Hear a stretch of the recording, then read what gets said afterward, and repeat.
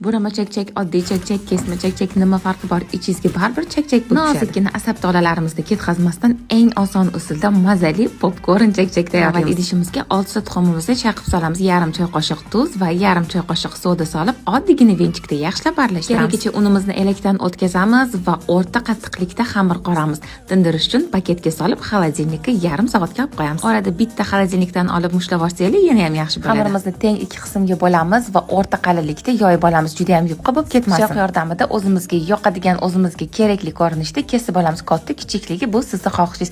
Ko'pgina unni sepib yoyaveraylik, yopishib qolmasligi uchun. Albino o'zidan xarid qilgan eng sifatli qozonimizga ko'pgina yog'ni solamiz va chakchaklarimizni o'rta olovda qip-qizil qilib qarsillatib pishirib olamiz. Aytgancha, hay dasturxoningiz uchun eng sifatli bageman naborlarini endi Albino o'z profilidan xarid qilsangiz bo'ladi. O'zingizni va mehmonlarni ko'zini quvnatadigan bu idishlar xonadoningizda ko'rki bo'lishi aniq. Chakchakimizni qarsillatib pishirib oldik. Endi u uchun siroп tayyorlaymiz. 2 piyola shakarga 1 piyola suvni qo'shib, 1 bo'lik limonni solamiz va gazga qaynatish uchun qo'yamiz. O'rtadan pastroq olovda qaynatamiz va muzdek suvga solganda xuddi shu ko'rinishda, yopishqoq ko'rinishda bo'lgandan keyin 1 piyola asalni solamiz va gazdan olamiz. Sirupimizni chakchak ustiga solamiz va tez-tez aralashtirib, qolipimizga joylashtirib olamiz. Yopishib qolmasligi uchun qolipimni yaxshilab yog'lab oldim. Chakchakimizni qo'limizni ho'llab yaxshilab bostirib, yopishtirib olamiz. Agar siz o'zingizni va asab tolalaringizni sevadigan ayol bo'lsangiz, bunaqangi oson va mazali chakchakni albatta tayyorlab ko'rasiz. Yoqimli ishtaha.